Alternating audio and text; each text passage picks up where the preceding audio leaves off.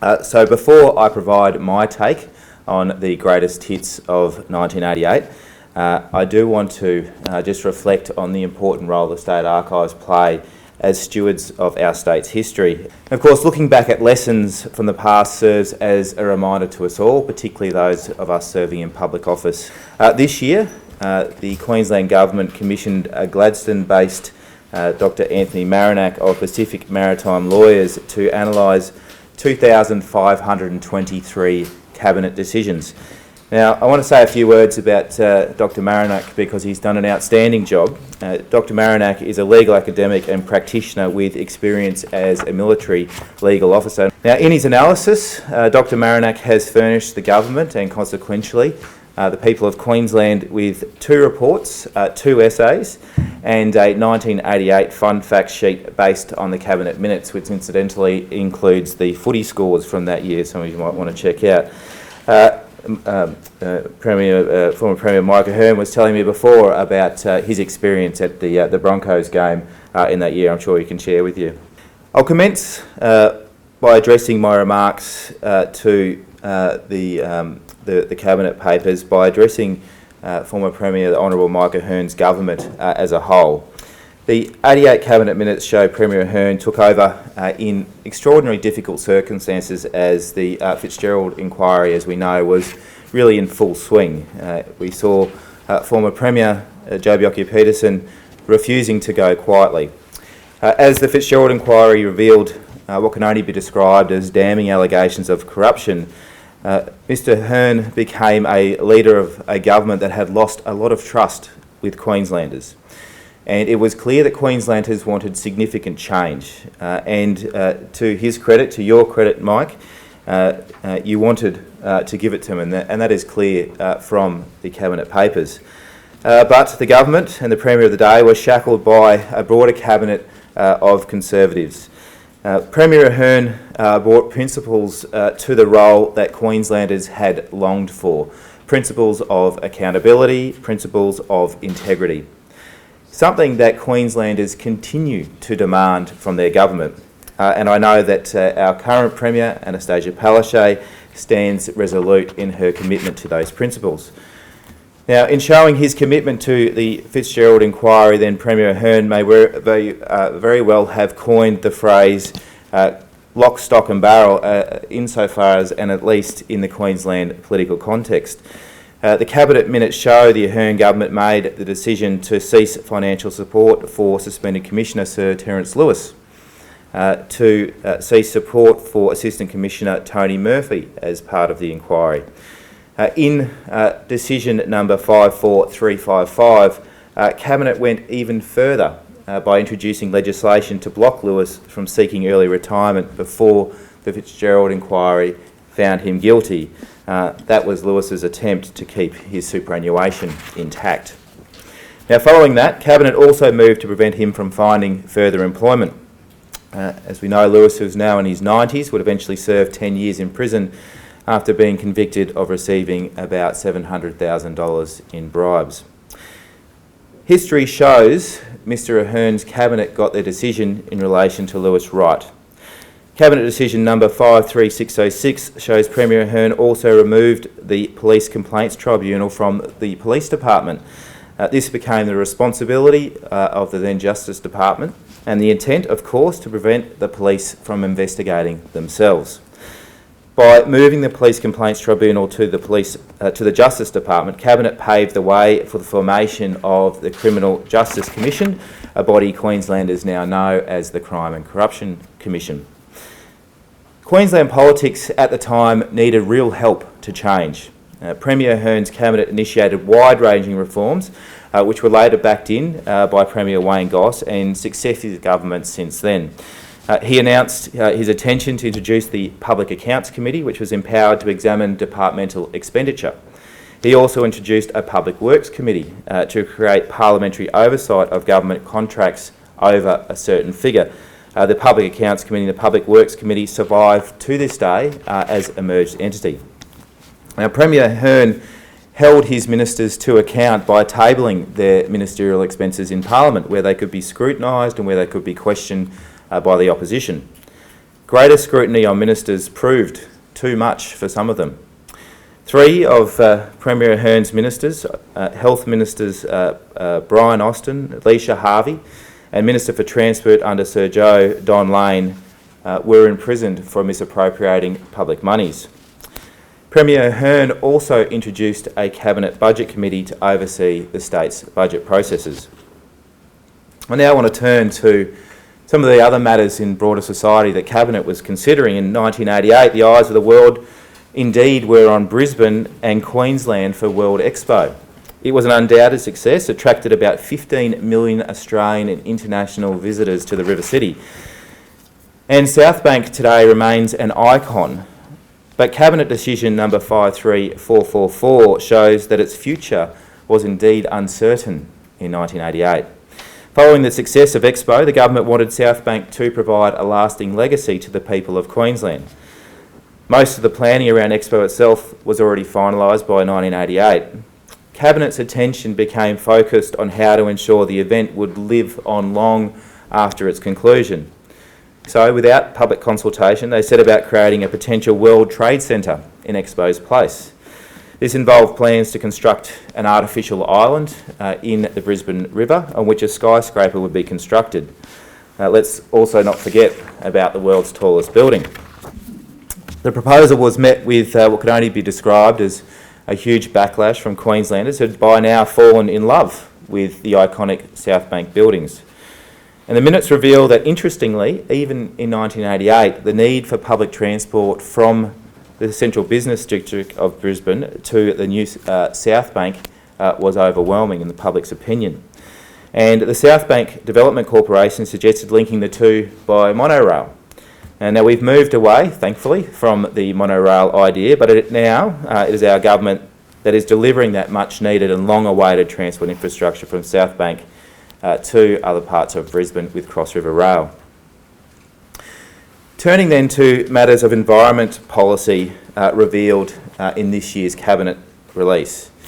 This area of policy in 1988 showed some of the schisms that existed within the Ahern Government. The then government began to realise the potentially devastating impacts of climate change and what it would mean for Queenslanders. Something that climate change deniers in today's Liberal National Party may want to revisit in 2019. But with the support of Premier Ahern, Environment Minister Jeff Muntz, they established a greenhouse gas policy for Queensland. The Ahern Government also banned CFCs, as the significance of the hole in the ozone layer became clear to all. But while these steps are to be commended, the narrative around the Daintree and our forests in Queensland was changing, with or without the Queensland Government. In late 2018, Queenslanders celebrated the 30th anniversary of the Wet Tropics World Heritage Listing. On the 23rd of June 1987, Prime Minister Bob Hawke wrote to predecessor Joh Bjelke-Petersen imploring him to support moves to protect the Daintree rainforest. And Prime Minister Hawke implored the Queensland Cabinet to consider the wide-ranging benefits for Queenslanders, saying, and I quote, "There is no doubt that the wet tropics is an outstanding natural asset and listing would be potentially of enormous benefit to Queensland." The plea, unfortunately, though, fell on deaf ears. Throughout 1988, Dr Marinak's analysis shows that a great deal of Cabinet time and attention went to opposing the proposal that the Daintree become a World Heritage Site. The government of the day funded a Queensland delegation to attend the meeting in Brazil where the nomination was to be decided. The Queensland Government was unsuccessful and the Wet Tropics World Heritage Area was indeed formed. Fast forward to 2018 and 2019, we now have strong tree clearing laws in place in Queensland. This allows the Palaszczuk Government to continue to build on Prime Minister Hawke's plans to conserve one of the world's largest carbon sinks, the Daintree. And now, as back then, the Nationals struggled to chart a course to mitigate climate change. In 1988, Queensland was also reminded of the environment's overwhelming strength as Cyclone Charlie ripped through the Burdekin region. And much like we've seen in recent weeks, this came while the rest of the state was in drought. And finally, the Cabinet minutes show just how ill-equipped a socially conservative government was for the HIV/AIDS epidemic that was sweeping the world. In the 80s, the world was being rocked to its core. In Queensland, many gay and bisexual men were living in hiding. And the Joh Bjelke-Petersen government had openly attacked gay people throughout his 26-year reign. Now, while Cabinet minutes suggest that Health Minister Harvey and Premier Ahern were trying to make genuine attempts to respond to the threat at hand, they were unfortunately hamstrung by sodomy laws and conservative views from broader Cabinet that abstinence was the best solution. An underlying tone of the Cabinet documents that are revealed today shows that views were that HIV primarily affected drug users, prostitutes and gay men. If people practiced abstinence from such things, HIV wouldn't be a problem. Last year, you'll be aware that the Palaszczuk government expunged these historical convictions. We apologise to the LGBTI community, going just a small way to making some amends for the torment inflicted upon them.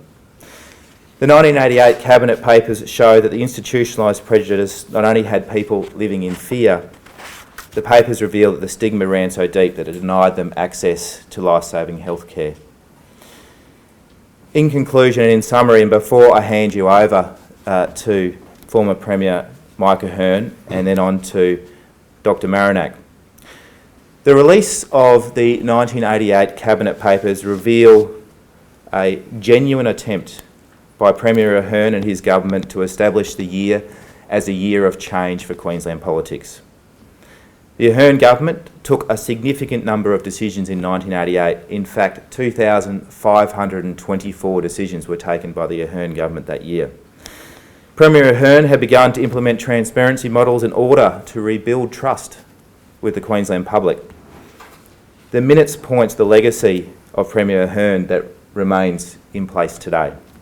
The minutes show an attempt to introduce decent government back to Queensland, and this is a bedrock of modern-day Queensland politics under its current leadership.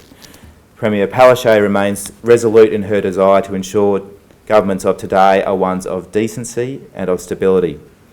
And good, decent, stable government has no more important responsibility than to uphold the trust of its citizens, something that was in 1988 hard to come by as a result not of Premier Ahern's leadership but of the preceding decades. Premier Ahern was a forward-thinking leader restrained by a Conservative Cabinet, but we'll hear more about that next year. So the Cabinet minutes will be available online at www.archives.qld.gov.au from the 1st of January and here on site at Queensland State Archives at 435 Compton Road from Wednesday the 2nd of January. Can I conclude by thanking the Archives staff, the Cabinet Secretariat, Anthony Marinak for his research, and to Mr Mike Ahern for joining us here today. Thank you. Thank you.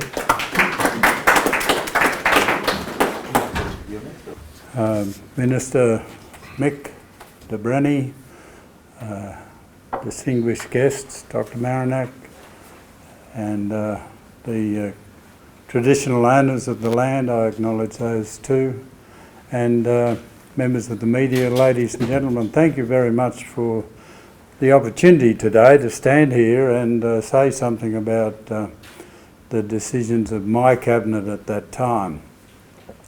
At the outset you asked would I say something about rugby league, and I'm happy to do that because I hold in very high of my own opinion the decision by the crowd at Lang Park, the old one, to boo me on the occasion of that football match I referred to. I'm advised that that's a very important thing to happen to you in your life. If you've been booed at Lang Park, you've made it. And I was certainly booed, but then clapped, so it was a great night. I do want to say something about this building too, in the few words that I'm given today to speak. Just to say that Queensland is now, southeast Queensland anyway, is a knowledge and technology community. I know we're all struggling to ask ourselves at the moment, who are we as a community? The reality is that over the past 30 years we have become a knowledge and technology community. I drove past today at the 8 Mile Plains there where there was a cow paddock with 2 cows that I bought on behalf of the Department of Technology when I was appointed there. It had 2 cows on it and the Courier Mail had a lovely time. I said, this is our technology park, look at this, 2 cows. Today there's 400 companies on that. And the biggest employer in the city of Brisbane is on that park. So the changes have been made. The out at Pullen Vale in the west of Brisbane there is the biggest mining technology centre in the Western world. There are 2 medical research centres which together are the biggest. Berghofer, QIMR and the TRI at the PA, they each employ 1,000 people in each. So there's been a transformation. The universities are today research-based. The University of Queensland is a tertiary institution that's mainly not student-based, but based on research and postgraduate study. And so we are that today as a community. And we couldn't have done that very well, arrived at where we are today without the vision of one man who put it all together in this building. That was Wayne Goss. He was responsible for the $20 million that were required to put this here. And as a research community, you can't function without a proper digital archive institution, which this is today. So today, I hope you'll mention his vision in doing that. I've listened to all of the things that you said about the things that I confronted when I was in that situation, and I could tell you much more. I'm happy to respond to any questions if you wish to put them to me, but I just simply say that it was part of what was mine to do these things at that time. I put them very often to the Cabinet and they're all looking at me silently, not liking it. But these things had to be done, and they were necessary to be done as soon as possible. And they were put in place there as a starting place for a genuine reform process to start to take place to deliver a community here who could trust their government. And I think today that they do. They don't always agree with them, but there's a basic trust that's necessarily there today, and that's a big structural change from what was going on there. I attended recently a seminar at Parliament House on the Public Accounts Committee. The Public Accounts Committee came into being during my time there, and I had a fellow who taught me up at Downlands College in Toowoomba called Evan Whitten. Some of you, Matt Condon, would know the name Evan Whitten. Twickenham. He used to write under his nom de plume at the time. And he taught me up at Downlands, and he interviewed me then as Premier. And he was merciless in interviewing me. But he said from the crowd in the press conference after the first Cabinet meeting, and he said, "Premier, and what important matter have you undertaken at your first Cabinet meeting as Premier of the State?" And I said, "We've introduced the PAC." He said, "That'll do it." It was the signatory, the Public Accounts Committee, of a change process, the very first decision that we made to do that. It told Queensland that there had been a change and we were on the move toward a more open, transparent government. So thank you very much for the opportunity to be here today, for the nice things Mick has said, and for the other things that have been written. You're talking about a greater part of my life, but I did what had to be. Thank you very much. Does anyone have any questions for Mike while he's on stage? We could do those now, and then we'll hear from Dr. Marinac. That'd be great. Okay. Mr. Ahern, you talked about how the vision when you came in was to try and start this reform. Can you talk to us about some of the opposition you faced within Cabinet? How difficult was that? Well, it was a legacy issue of the Premier of the day for 19 years, I think it was, of Joh Bjelke-Petersen. And I addressed, as a backbencher, the PAC after a conference I attended in Montreal, Canada, of the Commonwealth Parliamentary Association. I came back and addressed the Parliament, told them that we were the only Parliament in the Western world that didn't have a Public Accounts Committee. And he interjected very strongly to me and said, well, it's a lot of hoo-ha.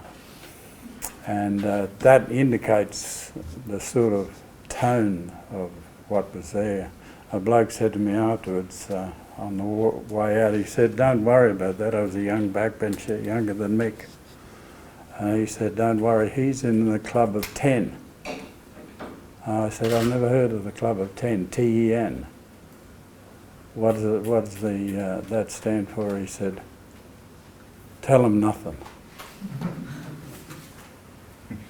That answer your question? You were overthrown by your own party before the 1989 election. Do you have any regrets over your time as Premier? No.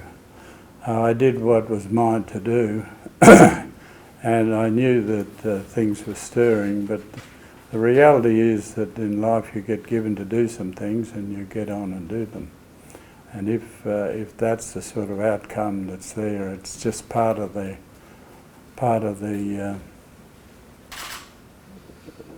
happenings, and it often happens. And so it had. I thought for a while, and then I realised that for me it was time. I was a scientist, an ag scientist, I still am, and that it was time for me to take a sea change and go and look at some new issues in life, and so that's what I did. How big, Mr. Ahern, how big an issue was climate change in your time, in 1980? It was a substantial issue, and I recall with this hand, signed a document to raise the RL levels, I forget what they call them now, they've got a different name, of all canal developments in the state had to be a certain level above high tide, and I raised that significantly. There was complaints about it at the time from developers, but I did that in recognition of the rising sea levels which were threatened at that time in 1989. So if this people today who are deniers of all of this, they're just wrong. The sea levels have risen by at least that much, which is not much in the history of the world, but it's enough to tell us that it's time to make some changes. Mike, you and your cabinet expanded the terms of reference for the Fitzgerald inquiry. Can you tell us the story behind that? Yes, it is probably. I think I said in the statements over there that this was probably one of the most important decisions made in Queensland in recent times, altogether. And it was something that was mine to do. No one else was going to do that. Tony Fitzgerald came to me and he said, listen, this started out as a police inquiry, and now I've found that a number of key players who were clearly involved in corruption telling us that I'm not a policeman, you can't say anything about me, and I won't appear if you summon me to appear. So he said, I want you to give me a broader frame of reference. I knew how difficult that would be to get through Cabinet and through the party machine who was groaning through all of this, and so I decided to take it to the Cabinet as the Lone Ranger.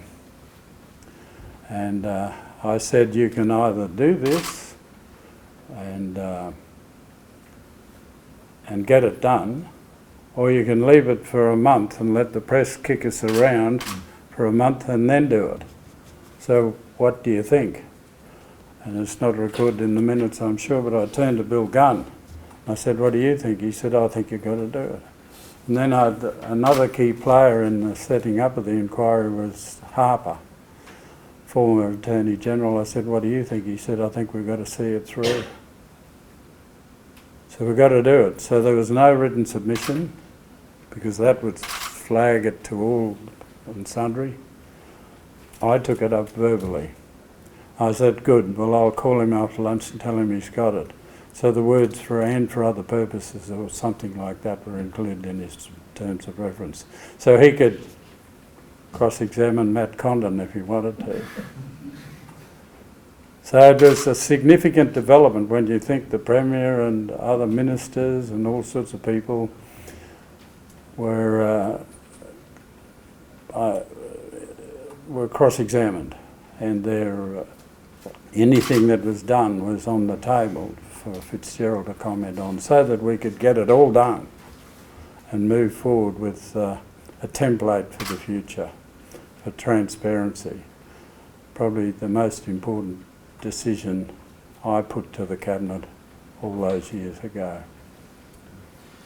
During this year of reform that you instituted, did Mr. Bjelke-Petersen at any point contact you, or did you try to contact him? Was there any sort of feedback from that sector? No. No. Look, it was coming at me from thick and fast from all over the place. Did he phone me personally? No. After the first Cabinet meeting, significantly was in a new Cabinet room, which had been recently refurbished. And so we were in there for the first Cabinet meeting of my Cabinet, and he phoned me from Hong Kong, and to say hello, Mike, and he did that, and I said, oh, well, that's good. So when you're back in town, I'll buy you a cup of tea in the tea room. You know where that is? He said, yeah, I'll see you then, Mike. Good, thank you, Mike. I only saw him physically once after that. I met him at a service station when he was gassing up the car, and so I had a good chat with him. So for my part, we left in peace, which is what I wanted to do. But it was a big change. He was up there and I was here. How would you like to think that Queenslanders would see that year, 1998, and your decisions of that year? Okay, I think it was a year of necessary change. But my ego and the egos of others, in my view, are not important. What had to happen was the change process. And whatever happened to the egos, mine included, was secondary to the goal. Okay. What's it like rebuilding the trust of the Queensland people? It was something that you can't do by rhetoric. It's something you can only do through the deeds and by your actions. And when an issue comes up, how do you react to it? And that has happened now across a period where people have tried to say, well, it's business as usual now, Ahern's gone. And that didn't work. And so it is something that you just need to do. By their deeds, you will be known. What was the thinking behind awarding the tender to the River City consortium to build a World Trade Centre at Southbank? It was, initially it was one of those things that the Expo development was initially designed to go under the the Story Bridge. You know where all that development is now, and it was decided it was not big enough, and so they shifted up the river to the current side, and the idea was that it won't cost us anything because we'll be able to do a commercial development there, and the commercial development will pay the loan back. It was a dream. It was never going to happen. And so these developments you referred to were there, and they were various people who had a go at saying, what about this? But it was never going to cover the requirement for the money. And so I announced in the midst of the kerfuffle with the Brisbane City Council, Sally Ann Atkinson and everyone had a view, was that we would start afresh and we would write off the money it had so far cost, which was $150 million, and have a new go at it all. And that's what you see there today. And so you'll know that that over there, the development that's there, cost Brisbane, Queensland nothing, except $150 million, which I wrote off with this hand. Okay. Paddy? All right, thank you, everybody. Thank you. Thank you, Mike. Well done.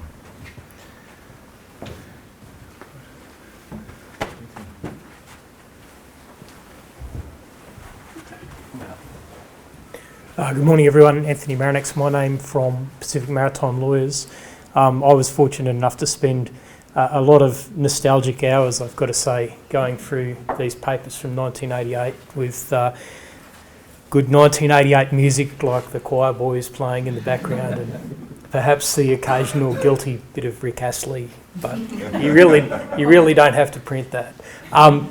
A couple of things that I'll say before I take whatever questions you might have. First is that as a Gladstone practitioner, I'm really grateful to the State Archives and to the government for looking outside Brisbane. Sometimes in regional Queensland it's easy to feel forgotten, and it was terrific to be able to make a contribution like this from outside the capital. A couple of things that have been tangentially mentioned so far that may be worth considering. The first thing I'd say about the Ahern government overall is that the huge change from the Bjelke-Petersen era to the Ahern and then later Goss era was that during the Bjelke-Petersen era, it was individuals making decisions that mattered. So if you were able to contact people of influence, they would be able to make decisions in your favour. One of the biggest sea changes that came with the Ahern government was the idea that institutions and processes matter more than people. And so there would be institutions like a Public Accounts Committee, like a Public Works Committee. The Parliament would be restored to an accountability function. And it's very easy, I suppose, to look at the political reality of the time and say, well, the Nationals had to do something along these lines or they would have been completely wiped out in the '89 election. But if you go back and have a look at Premier Ahern's career as a minister and as a backbencher, what you can see is that these were attitudes that he had throughout his entire political career that he then had an opportunity to put into practice once 88 came along. And so some of the less fascinating but more politically enduring decisions are those decisions about asserting the idea that that democratic institutions matter and that a properly resourced parliament is something that matters.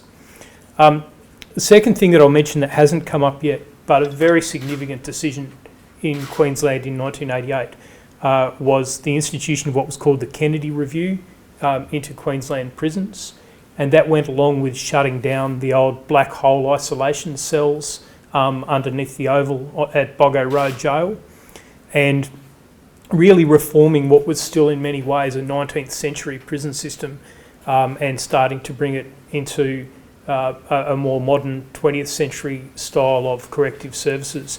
I mean, at the time, even basic things like visits were not regularised.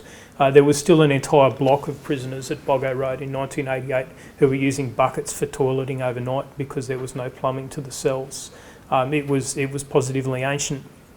And of course, the Boggo Road Gaol closed down in 1989, so as a consequence of the Kennedy Review. So it was very significant. It's also not evident, or it wasn't evident to me until I went through the materials, just how close we came to not having Southbank. It's now just about impossible to imagine Brisbane without Southbank. It's one of the world's great parkland precincts close to a CBD. It's more accessible even than Central Park in New York, which is a subway ride from most of the city. It came very close to being sold off to private developers, and there would have been a negligible amount of public space. The decision to write off that $150 million to create the Southbank Development Corporation and to create a public space mixed-use area on Southbank really has paid dividends over the 3 decades since. And it happened largely because Queenslanders fell in love with Expo. Okay, Expo needed 8 million through the gates, it got 15 million through the gates, and it became a public space where most Queenslanders went back to and back to and back to. And I was 15 at the time and spent many a day at Expo. Particularly remember the Farnham concert at the River Stage, which was a big one. In your packs, you'll find a few short essays that I've picked out about what I consider were fairly significant themes for the year. There are summaries of roughly 100 of the key cabinet decisions, which are indexed and have a covering essay on the front of them to help you find stuff that may be of interest to you. And there's a couple of pages of fun facts to try and transport you back to 1988 for those of you old enough to be nostalgic for 1988. So can I help you with any questions? Can you tell us a little bit more about the angst that was created between prison guards and the government with that Kennedy inquiry? Well, it was, I guess, similar to the angst that was created between the police service and the government over the Fitzgerald inquiry. There was probably widespread agreement among both the guards and the prisoners that the prisons were overcrowded and that they were old and fairly unsavoury places to work. The real point of contention came over the allegations of prison officer corruption, that prison officers were identified as the primary means by which drugs were getting into the prisons, and the prison officers and their unions responded fairly aggressively to that notion. Unfortunately for them, what happened later in 1988 was that 5 very dangerous prisoners escaped from Boggo Road after getting their hands on 70 bed sheets and wires and knotting them together to form quite a sophisticated rope, then getting this long rope up onto the guards' catwalk and going over the side of the old walls at Boggo Road, which was something that, and Minister Cooper made this clear at the time, was something that quite clearly couldn't have happened without the assistance or contrivance of the guards. And so it became quite clear at that point that the corruption really wasn't a figment of Kennedy's imagination. How serious was the proposal for a spaceport in 1988? Well, I think the proposal itself was very serious, but the feasibility studies that were done showed essentially that there was going to be a surplus of launch capacity worldwide to expected satellite launches over the following few years, and so there was never a problem with the idea of the location. It was just going to be whether there was going to be sufficient commercial launches to support it. The idea of having a launch facility in a developed country much closer to the equator, making it much easier to put satellites into geostationary orbit, was always a good idea. And it was an idea that I understand Mr Ahern was involved with commercially for some years after the end of his premiership. So from a commercial perspective, there probably wasn't going to be the customers available. And at the same time, you've got the Cape York Spaceport narrative playing alongside the preservation of the wet tropics narrative, and so bowling over a heap of area in Cape York to put in a spaceport would have been problematic from an environmental perspective as well. But I suspect in the Queensland of the time, they probably would have done it if the numbers had added up, but there just weren't going to be enough launches to justify it. With that World Heritage area in the far north. Mm-hmm. What was the main opposition to that? Depends on who you ask. There were two lines of opposition, and I think both of them were valid if you hold that political perspective. One was the commercial opportunities available from taking wood from the area, and even if you go and have a look in the Courier Mail in early '88, there were allegations that Graham Richardson, who was then a young minister in the Hawke government, was sending spy planes over North Queensland to examine illegal logging activities in the north and so on. So there was a question about the economic exploitation of wood. But there was also an ongoing constitutional battle. I mean, bear in mind that we're only 4 or 5 years after the Tasmanian Dams case and the Franklin River issue, and that you've got the political heritage of Bjelke-Petersen, who was always ready to take on Canberra in a fight on constitutional issues if he felt that the Canberra government was poking its nose into business that was properly the matter of the Queensland state government. And so there was a genuine resentment by the state government of the idea that the Commonwealth would use its external affairs power to come in and regulate Queensland land use. So I think those were the two key perspectives. 1988 and Expo in particular is always held up as like the year that Brisbane and Queensland in general came of age. And Expo is usually pointed to as like the big event that sort of heralded that. Was it Expo or was it this broader context? Like it seems like Expo was more of the canary in the coal mine of this broader change that was happening in Queensland. I think it's possible to overstate the importance of Expo. People do like landmarks, and Expo was a great landmark both geographically and temporally. I think that I'd put it this way: Brisbane was ready to come of age in 1988. Expo was both the coming of age party and the opportunity to prove that the city had actually come of age. There was also a bunch of infrastructure development around Expo. So the bus hub underneath the Myer Centre on Queen Street was developed and opened in that year. The Roma Street Transit Centre opened in '86. The cultural precinct was all being developed around about that time. The State Library opened on Southbank in 1988, and so there was a lot of stuff happening around Brisbane.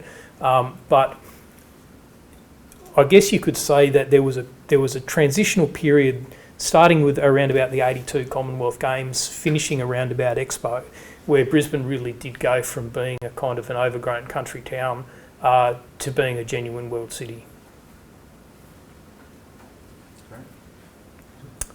All right, thank you very much. Sorry. I was just going to finish on one more. Just in general, like we see a lot of issues being dealt with in 1988 still relevant today. You know, environmental concerns, health concerns, concerns about government power and things like that. Is it interesting to see that while we have come so far, there's still things that keep cycling around? Oh, absolutely fascinating. These cabinet decisions give us almost like a time capsule, a statutory time capsule, to go and have a look back at what we were doing 30 years ago. There was a surprisingly progressive take on climate change, and I came away from reading those very frustrated, thinking, what on earth have we been doing for 3 decades if we were here in 1988 and we're only here in 2018?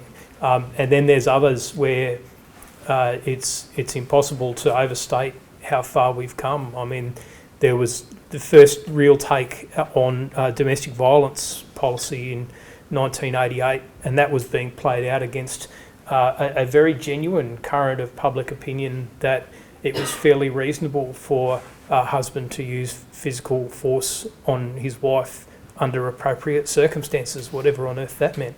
And I feel uncomfortable even standing here saying that was the view in retrospect 30 years ago, because it's just not something you can say these days. You look at how far we've come on policy in relation to LGBTI people, and the fact that they couldn't even have a coherent HIV policy in 1988 because you can't have a coherent HIV policy unless you can talk to gay men, and they were all hiding because they didn't want to be arrested for sodomy.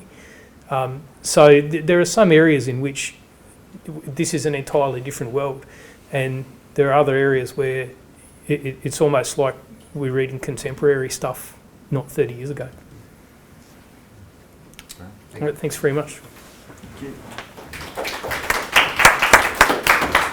I'll just, if I can just conclude my remarks by thanking Dr. Maranak for your outstanding work on the release of the 1988 Cabinet papers, and to thank Mr. Ahern for being here today. I think both myself and Mr. Maranak have made very, very clear in terms of the regard in which the Queensland community holds your premiership, and thank you for your time today.